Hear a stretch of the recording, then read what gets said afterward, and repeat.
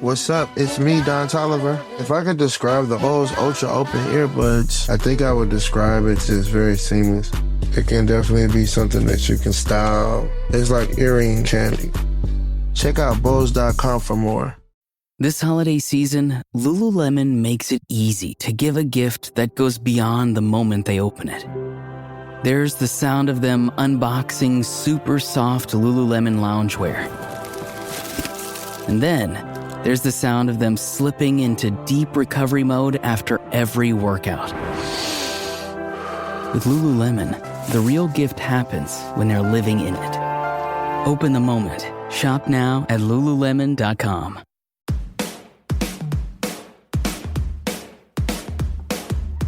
Hello and welcome to The Shift, the podcast that aims to tell the no-holds-barred truth about being a woman post-40. Created and hosted by me, writer and broadcaster Sam Baker. My guest today is one incredible woman. Baroness Lola Young of Hornsey is an actress, academic, campaigner for social justice, and a crossbench peer in the House of Lords. By anyone's standards, Lola has achieved. She studied at the New College of Speech and Drama and started her career as an actress in the 70s and 80s, before becoming Professor of Cultural Studies at Middlesex University. In 2001, she received an OBE and became an independent peer in the House of Lords in 2004, where she has actively campaigned against modern slavery and unethical fashion, amongst other things. But before all that, from the age of just 8 weeks old, Lola moved between foster care placements and children's homes. Then, at the age of 18, she was pushed off what she calls the care cliff. Now that childhood is the subject of 8 weeks, her stunning memoir of a childhood in care and her journey to discovering her own story. As she says herself, when people say, "This is my friend Lola, she grew up in care, now she's in the House of Lords," it misses out rather a lot of steps along the way. Usually there's at least one other person that you can sort of share an eye roll with, because they've also heard. And sometimes I'll go up to somebody who's been the victim of one of these verbal assaults, if you like, and I'll sort of say, "Oh my God, I'm so sorry you had to bear with that." Lola joined me to tell me how it felt to start trying to weave together the scattered parts of herself in her 50s, and how growing up in care turned her into an activist. We also discussed everyday racism, what it's really like being a Black woman in the House of Lords, her conflicted relationship with visibility, and why somebody has to go first. So it might as well be you.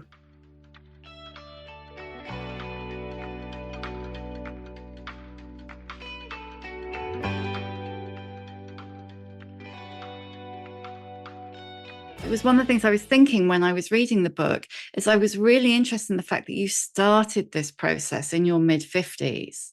And I was wondering about the significance of that, of you being in your 50s. What was the timing significant? I suppose I could say it wasn't exactly of my choice, because there's this whole thing about this package arriving, which arrives and which kind of stimulates me into thinking more about my past, because I guess although it's hard to explain it, but it was ever present, but also quite distant, that idea of what and who I was.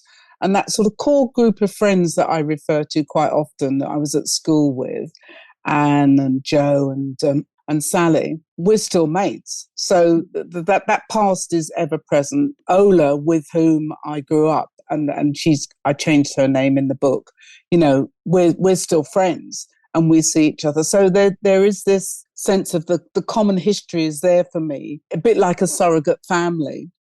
So, but I didn't have to dig too deep into the events of the past, because I felt, in a funny sort of way, I felt secure about that. That's me. That's what happened. That's how I was brought up. In a way, that's a huge strength for me now, because it enables me to think in particular ways that I may not have done had I had a sort of standard, more conventional upbringing, or indeed a much more difficult upbringing, because obviously they exist too. But so when I was in my 50s, there was this big, big thing about going into the House of Lords. And that was the kind of, whoa, you know, what am I going to do here? And that's whoa, amazing. legislation. What is that about? And the irony of that is, of course, that my father went into law. He eventually became a barrister, was called to the bar here. And so it was almost as if there was a kind of funny, not quite, what's the some word? sort of synergy there. Yeah, some sort of kind of like coming together in a weird sort of way. There are so many different threads here, aren't there? Maybe let's go back to the package.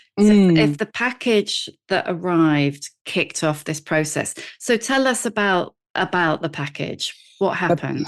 The package. So the package. The package. But I was sitting in my office where I was not in the House of Lords. I'd just joined the House of Lords, but I was also acting as a consultant in arts and culture and that kind of area.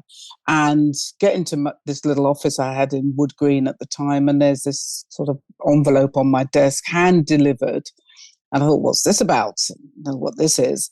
And I opened it up. And it was quite dramatic, and maybe it's because of my training as an actor that I sort of immediately sort of saw the scene in cinematic terms. You know, the passports come to. So there's 2 old passports, some photographs, and a note inside another envelope. And so I opened the passports, and I know immediately it's my mother, even though I haven't got any photographs of her.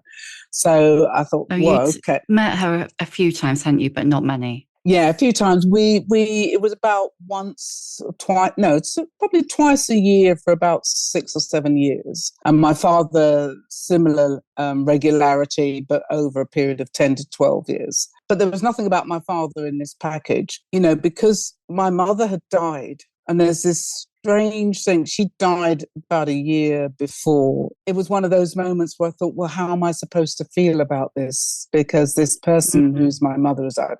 Anyway, so I'm looking at these photographs. So how did you feel? I felt like I didn't know how to feel. And thing was, my father had died about 10 years before that, 94. I felt similar. It was this sort of, so much was unresolved. So little knowledge I had about my background apart from what I could remember and what other people, you know, would tell me, and we'd have a bit of a joke about at school and so on. And then there was this big hole where my parents should have been. So I didn't know. So I didn't burst into tears or anything. It was just like a void, really. And then a slight amount of guilt because, you're supposed to feel really upset when your mother and father die, but I'm not really upset. So what kind of grief is this? You know, it's a different kind of bereavement. So, so the package was intriguing because of all, as I say, these passports, one Nigerian, one British, the 1970s, one from further back. It looked, honestly, Sam, they were like, they weren't sepia, but because they're quite old and they're quite small and a little bit blurry because of the technology, it really did look like from a bygone era. And then the note inside the other envelope then proceeded to tell a little bit of this story that I'd been so ignorant of, for which I had sort of little bits and pieces that people had told me over the years. And essentially it was this story of my mother getting pregnant, my father having married and had a child with somebody else without telling her, him coming to London, getting her pregnant with me, and then she finds out because his wife and daughter, my half-sister, come over to London to see what's going on, because apparently there had been a relationship between my mother and my father, but they were just waiting for an acceptable amount of time to pass because she was a widow. I know that all sounds very tangled up and complicated because it is, but essentially she thought she was going to marry my father eventually, apparently. This is the story that was told. So who sent you the parcel? Okay, so a woman who eventually became quite a big figure, but that's beyond the book, so I'm not going to go into that detail. But she was I think she was the family solicitor on my father's side, possibly. I don't know.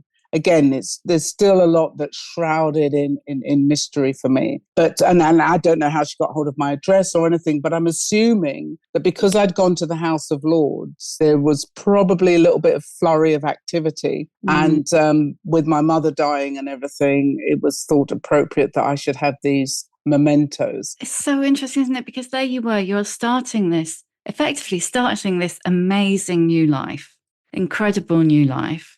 Although I love the comment in the book where your son Greg says you're now part of the problem, Mum. It's like, what are kids for, eh? Yeah, absolutely. But you're starting this amazing new life. And at exactly that moment, the old life, the past, comes and basically smacks you between the eyes. Actually, that's a good way of putting it, and I hadn't quite thought of it in those terms. But you're right; it's almost as if there's a kind of some kind of movement going on where these different worlds were then going to come together at that particular moment. And I mean, there's a part of me that would say I was glad it was in my 50s because at least I felt grounded enough, I thought, to be able to take whatever this meant. And at that time, with that little bit of information, it was just how can I put it, an embellishment of what I thought I already knew. Yeah. So it wasn't a huge thing, apart from the photographs of my mother and sort of certain little clues in the passport about where she'd travelled to and when she'd been in this country and when she'd been elsewhere. And all the visas and everything. So the historical documents.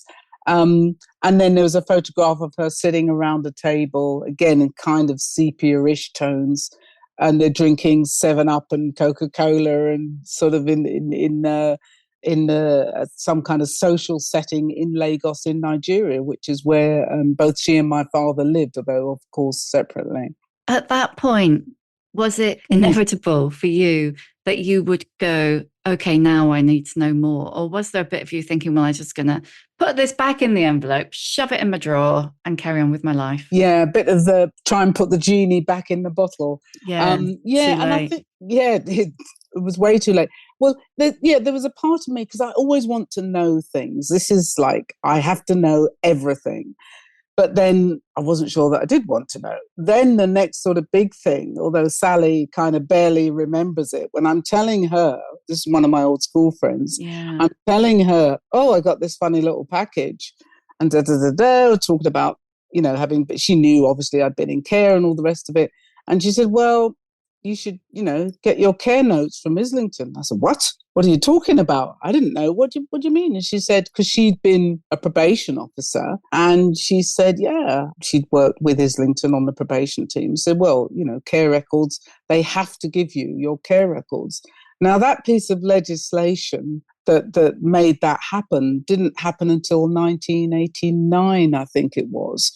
So, of course, when I was actually, when I first came out of the care system, that wasn't the case. I wouldn't have had that right. And then, of course, there was the thought, and she told me this story that I write in the book about one place where she'd worked, where they'd been storing the files of all the records of people who'd been in the care system, was flooded out because the washing machine in the flat above had kind of burst through into the flat, into the offices below, and everything had been kind of ruined. And I thought, oh, it would be just my luck, But but as it turned out, it wasn't just my luck. It was something entirely different. Let's just say it took you 5 years to get your records, didn't it? Which, that's kind of astonishing. Was there? I should say, Sam, sorry to interrupt you. No, go. That was partly me. Your earlier question about, how did I feel about this possibility of filling in the gaps in my knowledge and everything. There was a part of me that I thought, do I want to see those records? So I did leave long gaps. And then, of course, there were some institutional gaps with Islington too. It's interesting that you're, like you say in the book, that you're a person who needs to know, and you've just said that yourself. You need to know. You need all the information, and that's really informed large parts of your career and certainly your work in the House of Lords. That's your professional life.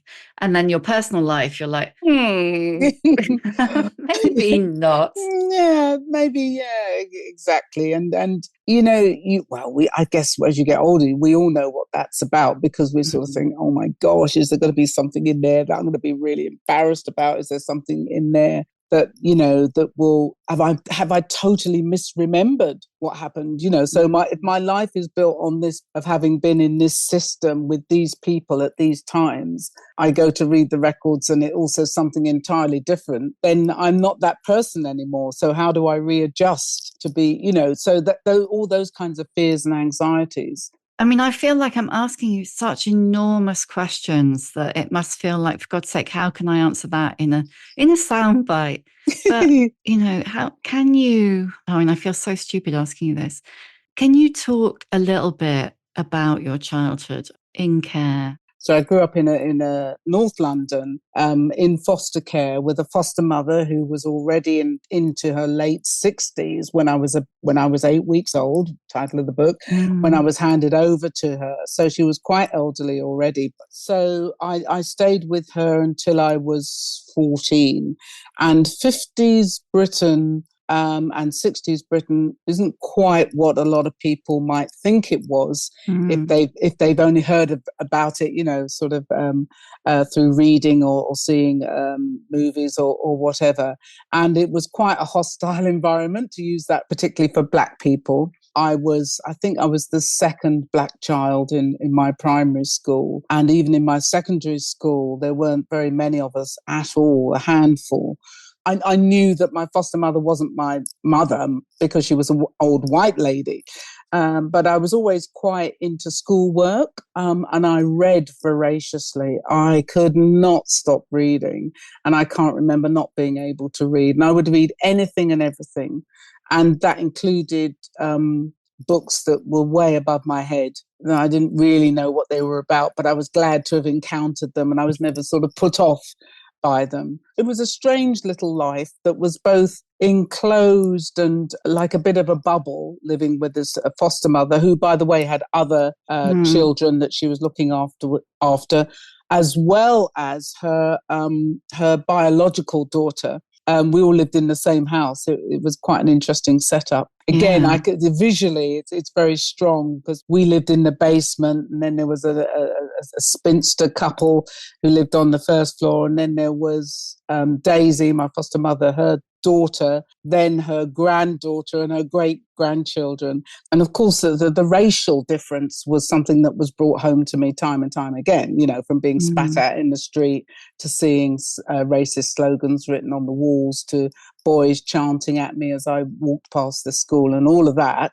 But there was also, I think, almost equally that difference, knowing that everybody else lived in a normal family. I would tell my friends little bits, and obviously they would know from parents' evenings, various people would turn up, or nobody would turn up on my behalf. And, teachers didn't seem to be aware of what was going on, but certainly my friends did. I mean, it was unhappy insofar as I always felt that sense of I'd been abandoned. I think I just sort of felt that when my mother went back to Lagos when I was about 7, and my father went back when I was about 12, and I just sort of felt, they don't want me, there must be something wrong with me. It was the point that Daisy died when you were 14 that it all went off the rails a bit, didn't it? And but it was really, what really struck me was that process of the kind of constant loss, if you like, your parents, and then your mum going at 7 and your dad going at 12, and then Daisy dying at 14 and you not being allowed to go to the funeral, which just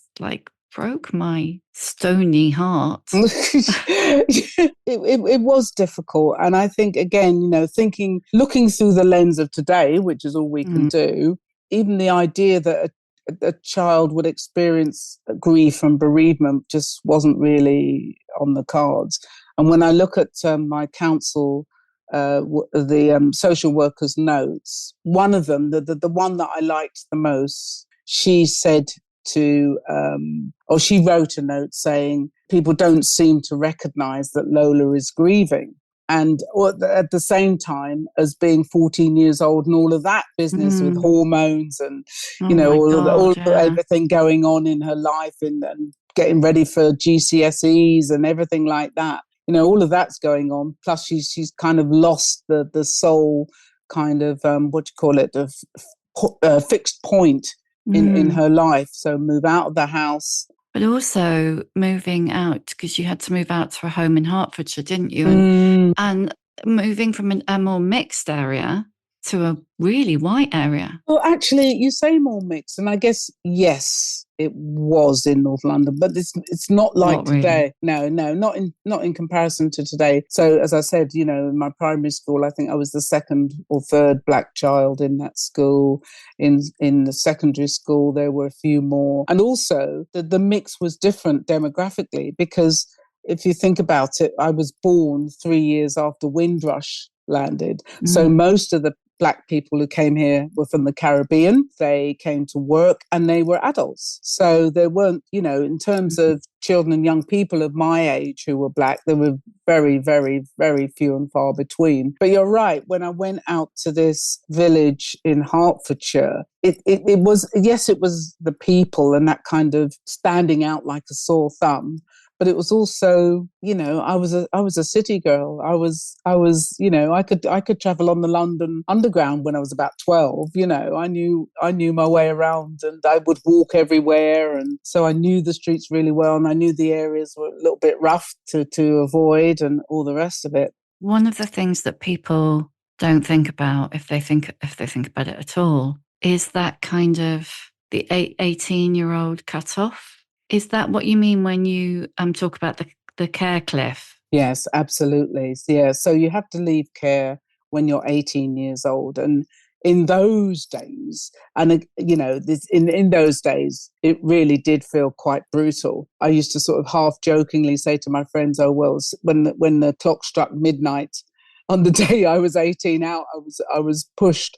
There was, you know, whereas today I think you get an offer of a council flat and assistance, and there's various mechanisms that can be put in place. Not to say they all are, or that even when they are, that they're done really well, and that's something we might come on to. Yeah. But there is at least there's acknowledgement that there's an issue here. Because for those people, those of us who have our own children, I think for many of us, the idea that our 18-year-old daughters and sons would be kind of you'd say, well, okay, off you go now, find your own place, learn how to manage money, learn how to feed yourself, learn how not to be too vulnerable, you know, all of those things. We wouldn't want to do that. It did feel like particularly as I wasn't going to university because I didn't get my grades to go to university. But again, in a sense, it's as if having done that, I could see that there was a liberation side to that. So there was nobody telling me you have to resit your A-levels and you've got to go to university. And there's nobody telling me to dress like this or look like this or act like this. And although that was quite scary, by the same time, I guess by then I'd also taught myself to be quite independent and self-sufficient.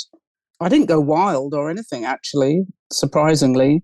But I did sort of think, well, okay, let me think about what I want to do now, because there's nobody who can tell me what I should be doing. I mean, you must have this incredible kind of core. Like you said, you'd lost your, I don't know, anchor, linchpin, whatever, at probably the most vulnerable possible time at 14, 15. And you didn't go wild. You built a life without a roadmap, really. Well, not really, definitely without a roadmap. You had to build your own roadmap.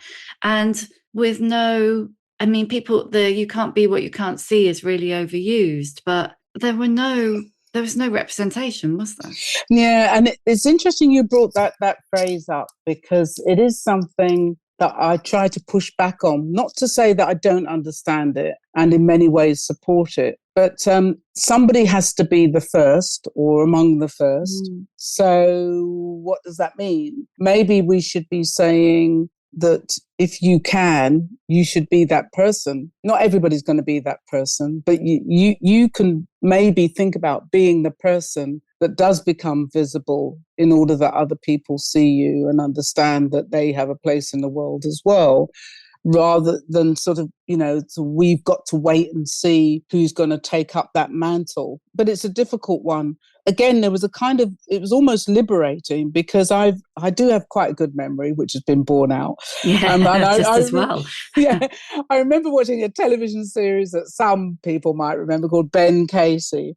And it was like, it was the same time as Dr. Kildare. And, you were either a Kildare person or a Ben Casey person.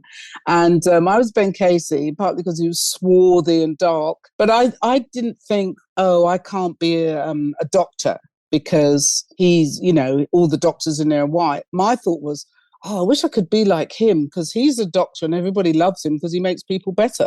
And so the kind of my mindset wasn't in that groove of, I can't do that because I haven't seen that happen before. And maybe in some ways that was beneficial to me. As I say, I'm not saying that's the same for everybody, and not everybody should have to go through really difficult circumstances in order to get to that point.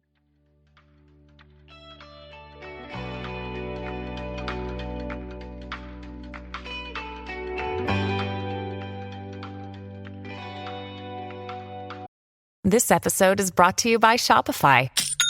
Forget the frustration of picking commerce platforms when you switch your business to Shopify, the global commerce platform that supercharges your selling wherever you sell. With Shopify, you'll harness the same intuitive features, trusted apps, and powerful analytics used by the world's leading brands. Sign up today for your $1 per month trial period at shopify.com/tech, all lowercase. That's shopify.com/tech.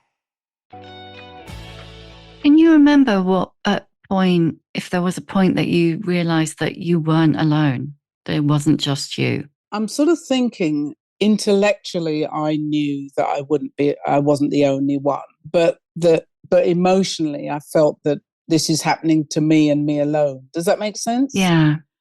So, I suppose, we like to think of things in very clear categories. It's either one thing or another. And again, maybe it's a factor that's arisen from my experience that I don't usually think like that. So I could describe my experience where I lived in Tufnell Park Road with Daisy as being both stable and precarious. Because yes, it was stable because I stayed there until she died, but it was also precarious because I felt that at any moment there might be a time when I had to go somewhere else, when I had to go into a children's home, like one of the other kids who was there. He had to go to a place for naughty boys. And I thought, well, maybe if I'm too naughty, that's where I'll be sent to one for naughty girls or whatever.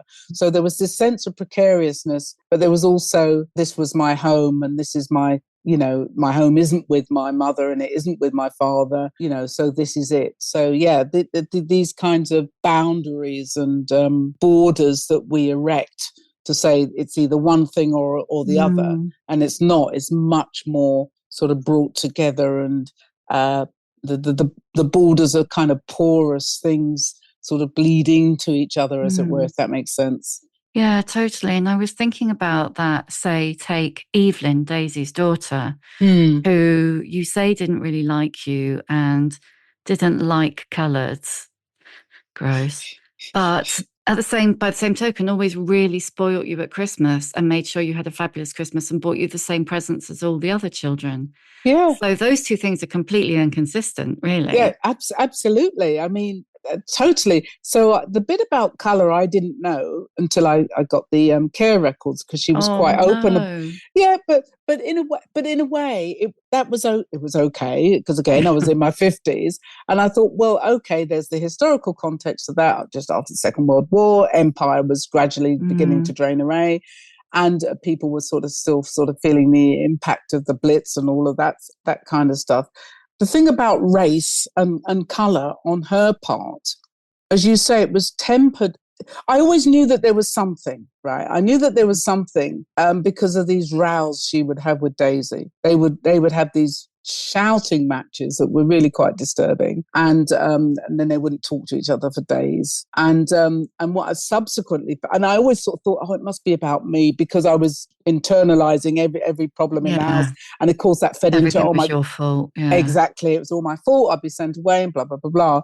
And then when I read the notes about it, it was really my fault, because what Evelyn felt, and you can understand, Evelyn felt that because Daisy was, I mean, she was virtually looking after me for nothing, because my mother very rarely paid up, and I wasn't officially in care, so she wasn't getting any money from the council.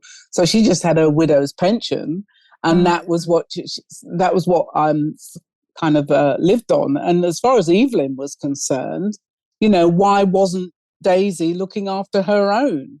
And Evelyn's daughter was unwell. And so Evelyn felt that Daisy should be using her money to help support her granddaughter, rather than this alien child whose parents who's very, well, I guess you'd say middle class Nigerian parents. It's not like they were kind of came out of poverty. They were students to a high level. Evelyn looked on that situation and thought that was all wrong. Apparently, she actually went to the Nigerian embassy and asked them to send me back. How did that feel, finding that out now, though? Even as a well, there were quite a few things that of that kind of ilk, if you like, that were, you know, a surprise, let's say, a shocks in some cases. But I mean, I don't, you know, be totally inappropriate to bear grudges or anything like that. Or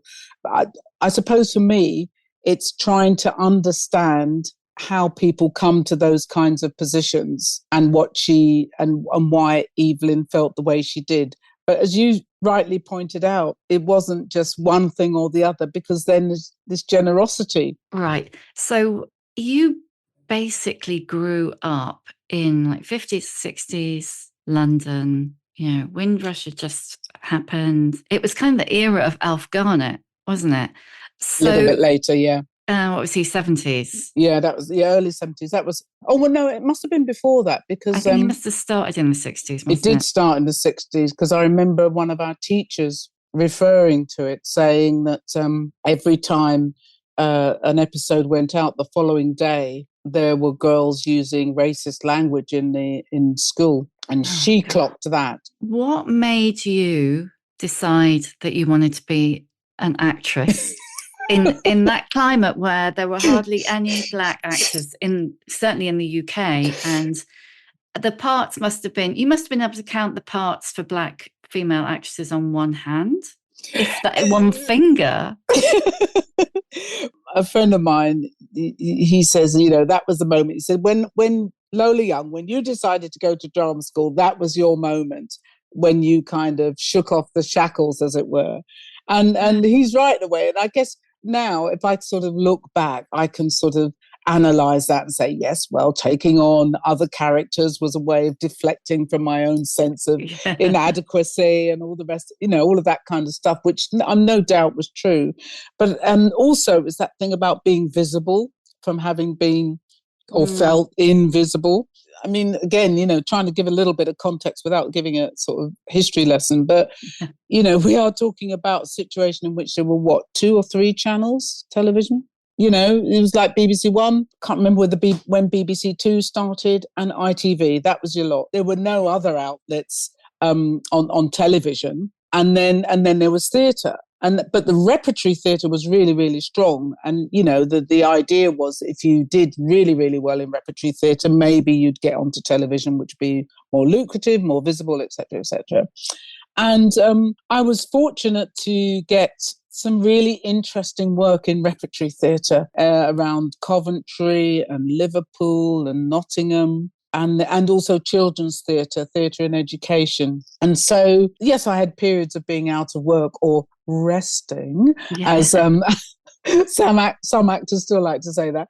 But in the main, I kind of kept going. I cut the work, you know, I was in a repertory. Once you're in a repertory company, you know, you just take the parts that come up. And then I think some of them weren't necessarily quote unquote black parts. You know, they were sort of what we used to call integrated casting. But also I got involved with Equity, the actors union. So I had something to fight for as well. And do you think that kicked off something in you? There's something to fight for?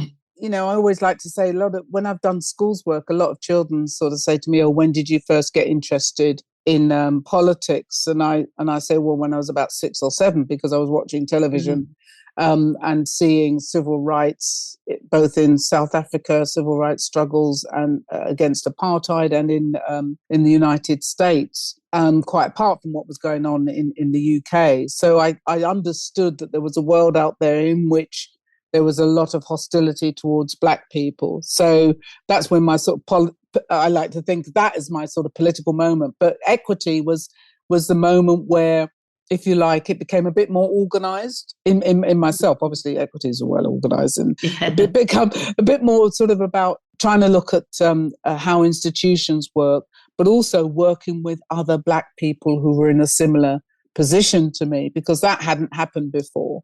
But so it was great to work with other people that I didn't have to explain what it felt like to undergo this or that experience, because we'd all kind of undergone that. And we did our own protests at a time when things were quite volatile because of South Africa, this whole issue of who should be performing there or not. And it's really interesting when you think about what's happening today. And, you know, I've just heard about, you know, a rap artist who says he's not going to work in Dubai. And then other places, you know, that are subject to boycott because of their other countries subject to boycott because of their political leanings, but people in the cultural and creative sector saying, well, actually, you know, we want to put our foot down and not engage with those people, and that's got a long tradition.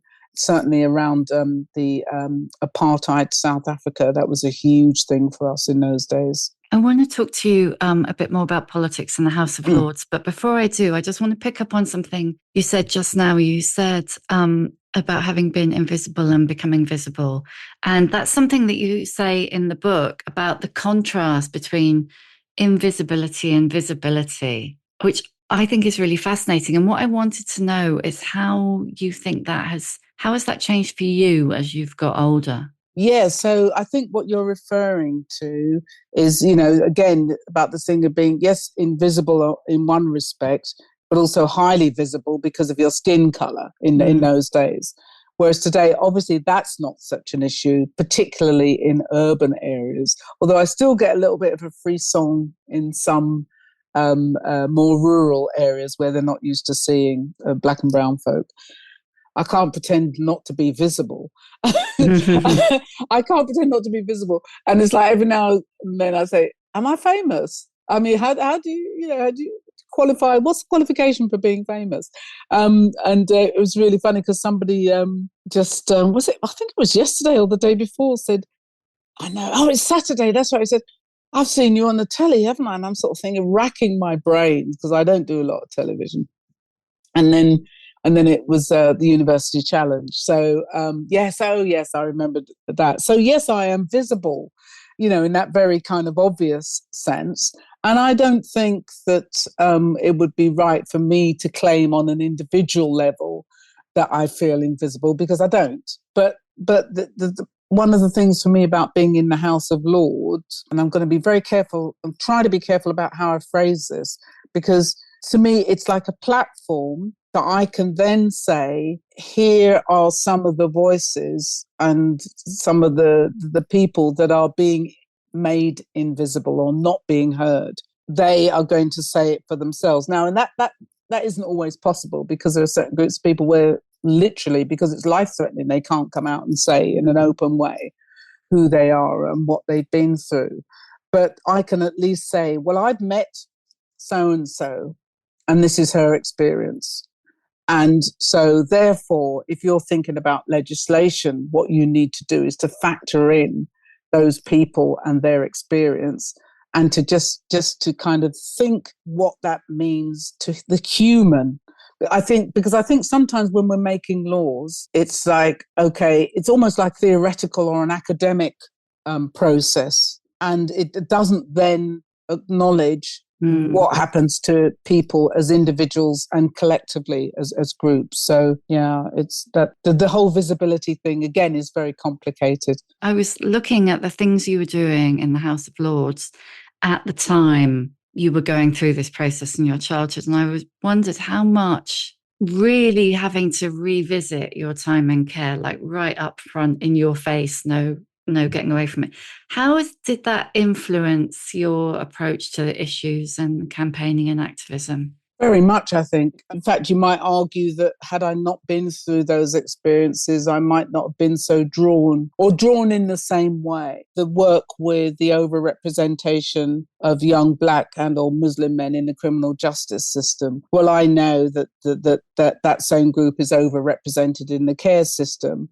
And sometimes people talk of it as the care system, part of the pipeline into the prison system. And when you think about the human cost and the economic cost of going into that, into a young offenders institute or whatever, or into prison, is horrendous. And it's not just those individuals concerned, it ripples throughout society.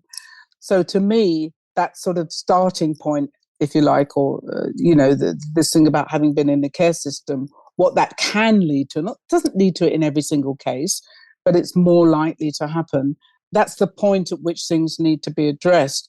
If we come in at the end, which says, okay, there's this overrepresentation in the criminal justice system and it means this, unless we sort of count the steps backwards that led into that and try to get to the root of it, we're always going to have that problem. And again, you can't make generalizations because I've met people who are entirely at the other end. But to me, it kind of fostered a kind of empathy with those people, because I sort of think I can look them in the eye and say, you see a person from the House of Lords, title this and all of these qualifications.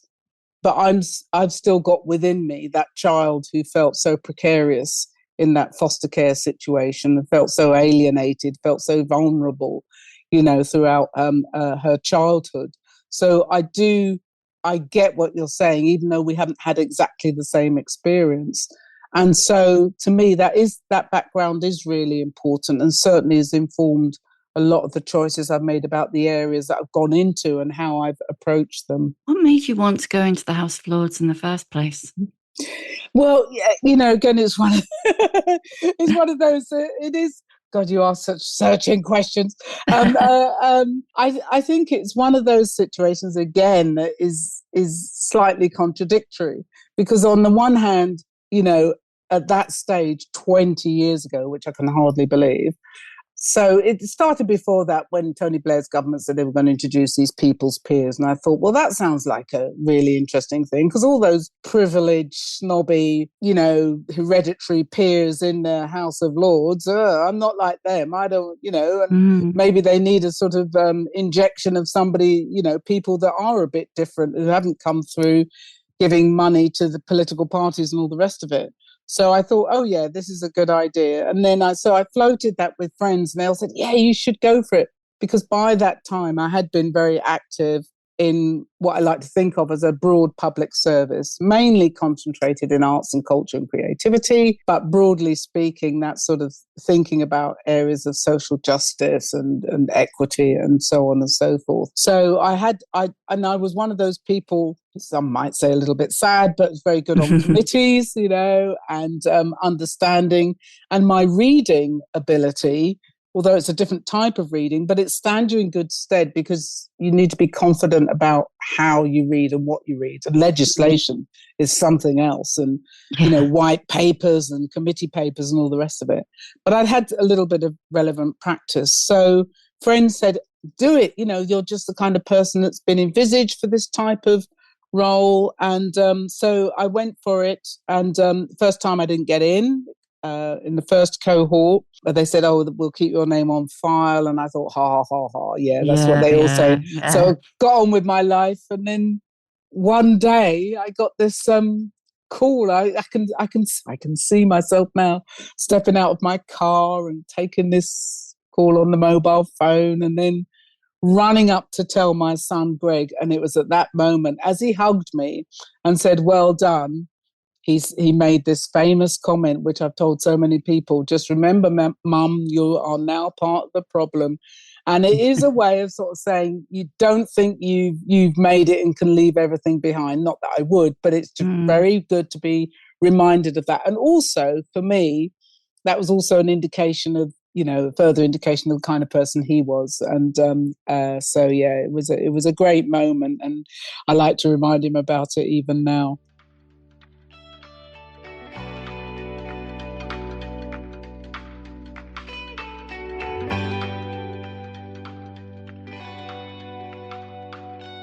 My dad works in B2B marketing. He came by my school for career day and said he was a big ROAS man. Then he told everyone how much he loved calculating his return on ad spend. My friends still laugh at me to this day.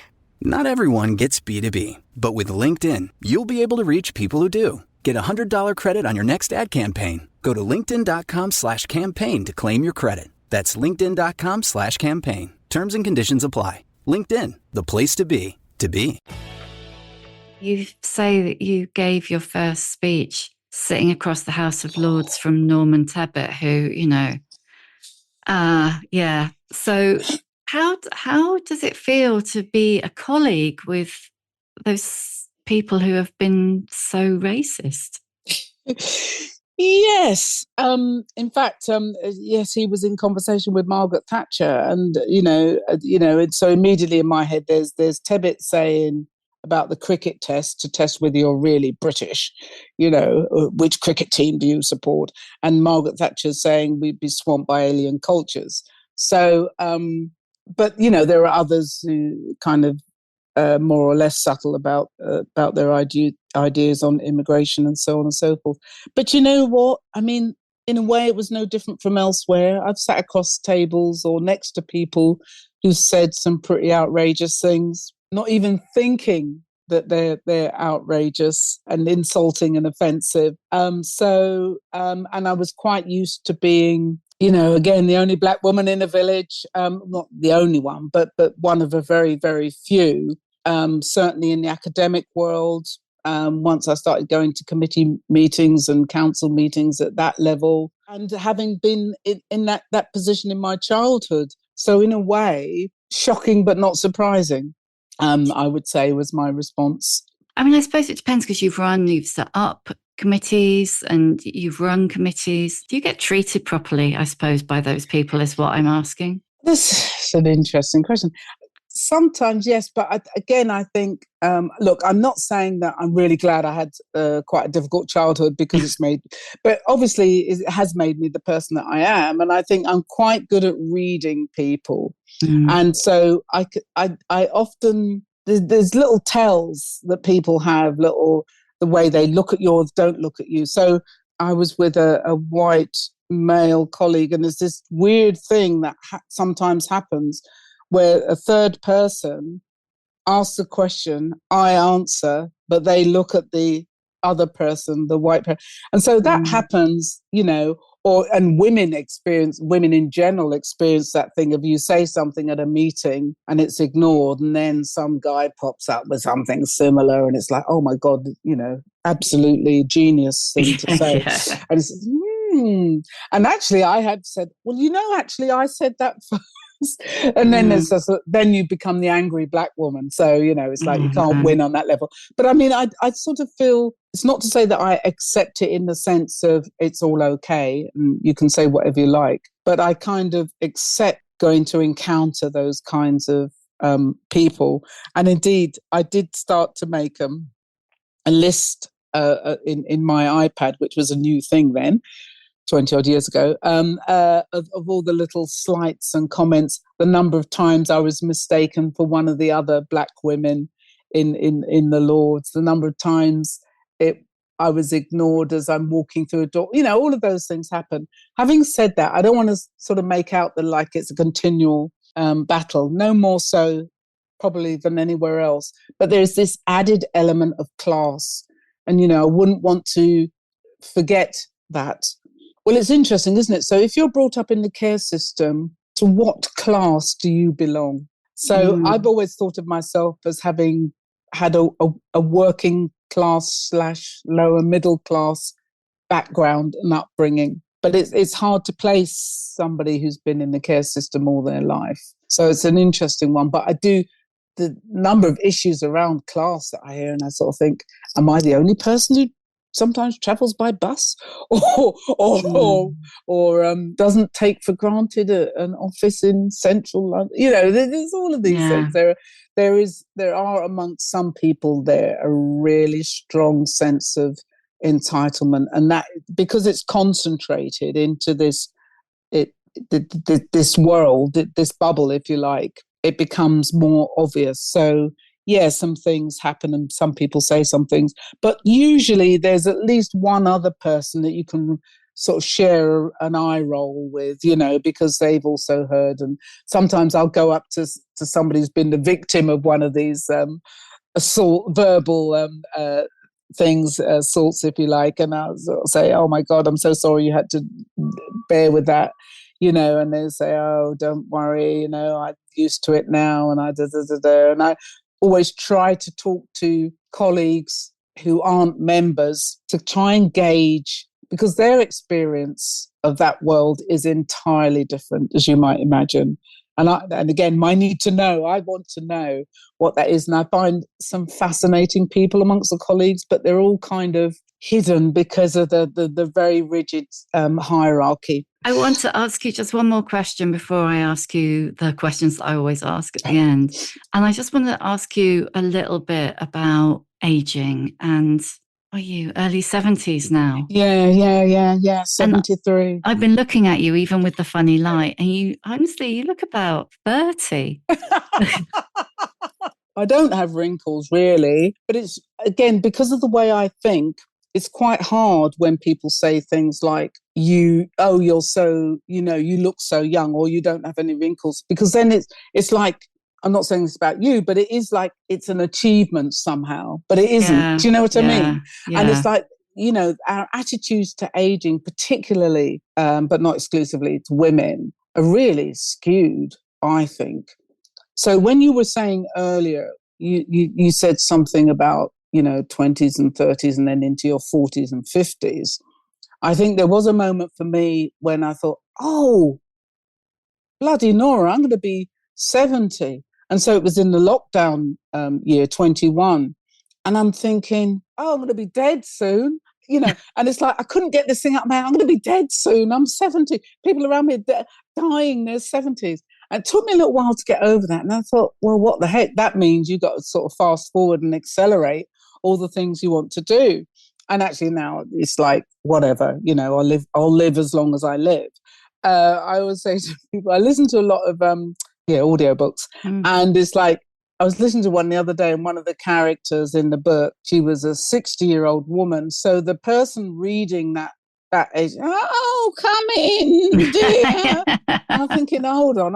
Where have we got all of these notions about what being old means? And that is being revised to some extent, but we've still got a long way to go. Not to punish people because they've got, decades on them. And also not to try and create these intergenerational rifts that says that one lot's had more than the other and one has a bigger sense of entitlement than the other. We should be thinking, how can we support each other through the life course? And that's not the way society thinks at the moment, I don't think. We're kind of, I think we're educated almost to dread it. Yeah. Yeah, that it's totally. something, rather than go, yeah, you're still alive. And we're like, oh no, I'm going to be 40. Oh no, I'm going to be 50. Oh no, I'm going to be 60. I'm going to have the menopause. That's the end of my life. Oh my God. Exactly. Can you remember yours even? Sorry, that was really rude. It wasn't meant to be. I just realised what I said. So sorry. Well, it's all right. Listen, you don't have to apologise. No, because I do. It's sort of ingrained on my memory because it was instant, because I had gynecological problems throughout my life, and eventually I ended up having to have a hysterectomy. It was later on I then had to have my ovaries removed. What they call it, bilateral oophorectomy. And that's a new one on me. Yeah, well, it was a new one when I told a doctor, my GP, a few weeks ago. But what it meant was that instant menopause. And I can remember that because Hideous. kind of yes and no, because it was very intense. And I already had to have 3 months off of work because of the operation. And I remember sitting in my sunny little garden. It was in the summer. And it was when Tony Blair was elected as leader of the Labour Party. So that tells you it's kind of like mid-90s. What were you, about 45? Yeah, something like that. Yeah. Oh my gosh. Yeah, I guess it was. Yeah. About mid to late 40s. So I was sitting in my sunny little garden, recuperating from the operation anyway. And so it felt like the worst of it happened when I was on sick leave. And to be honest, I'm not trying to make out I'm some superhero or whatever. No, of course but not. I was quite fortunate that it wasn't the debilitating experience that so many women have. But one of the things that did really annoy me was the way nobody wanted to talk about it. It's a little bit easier now. It was a lot easier now. But I remember mentioning it to a female colleague. I said, oh my gosh, I'm still getting these hot flushes. And she just sort of turned away and looked embarrassed. I was like, well, wait a minute. She must either be going through it or about to. She couldn't even say, let's talk about it. It was like, it was unspeakable. And I thought, how have we got to this stage? It's ridiculous. But anyway, these things take a long time to get out of people's heads. It's not the end of the world, and you don't cease to be a woman because you're menopausal. So, Right, I better ask you the questions I always ask at the end. Yes. What's your emotional age? Well, it depends on the day. It can be like 15, and then it can be like wise old woman. You already know I'm not going to be one to fix categories. So, I vacillate between those two. Which are you today? Today, I'm completely zombified because I'm going through a bout of insomnia. So I guess the emotional age of a 6-month baby. Oh, well, you've done very well. No, I'm used to it now. No, but seriously, I think I'm quite mature. I like to think of myself as quite mature, but not old. Give us a book recommendation. The Secret Life of Charles Ignatius Sancho by Patterson Joseph. I rave about this book because it's based on a historical fact. It's an actual person, Charles Ignatius Sancho. He was an African, a free African who lived in London in the 19th century. He wrote diaries. He was painted by Gainsborough. He composed music. He had a grocer's shop round the corner from Houses of Parliament, and was, a very kind of prominent figure, and importantly, the first Black Briton that we know of who voted in an election. And what Patterson has done is to weave from all the factual stuff that's around. First of all, he wove a play out of it, a one-man show, and then he made it into a novel. And it's just, to me, it's so engrossing. It gives a window on a life that most people don't know even existed when there was a significant Black population in London in the 19th century. What advice would you give younger women? Not to take advice from older women. Yes, good advice. Very good advice. I hate giving advice like that because it's like things are so particular to individuals.